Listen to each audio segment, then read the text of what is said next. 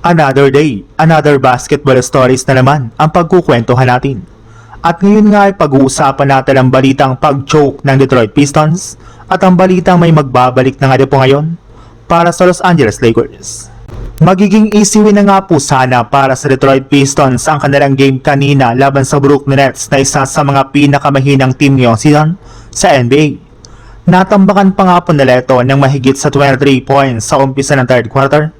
Ngunit sa hindi nga po inaasahan dahil nga po sa pagkakaroon ng napakalamyang performance ng Pistons sa second half, ay literal nga po na nag-choke pa ang kanilang team at tuluyan pa nga po silang nakambakan at natalo pa ng Nets sa score na 107-105.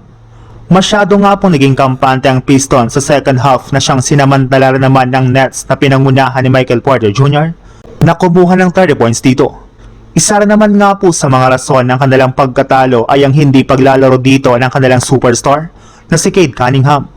At dahil nga po sa pangyayaring ito ay marami na nga po sa mga fans ang sobrang nadismaya sa kanilang team dahil ito na nga po ang unang pagkakataon na natalo sila ng tatlong magkakasunod na beses sa kanilang kampanya ngayong season.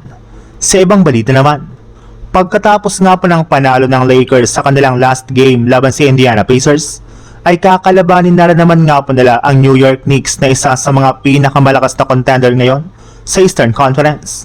Alam naman nga po ninyo na sobrang nahihirapan nga po ang Lakers na manalo laban sa mga malalakas na contender, kagaya ng New York Knicks na tinambakan pa lang sila noong una nga po nilang paghaharap ngayong season, kaya mas gigil na nga po ang Lakers na mabawian ito sa kanilang magiging rematch sa susunod na araw. Base pa nga po sa pinakahuling inilabas na balita, inaasahan na rin naman nga po na makakabalik at makakapaglaro na nga po ditong muli ang kanilang mga players na nagtamo ng injury ng nagdaang araw kagaya na lang ni LeBron James at DeAndre Ayton.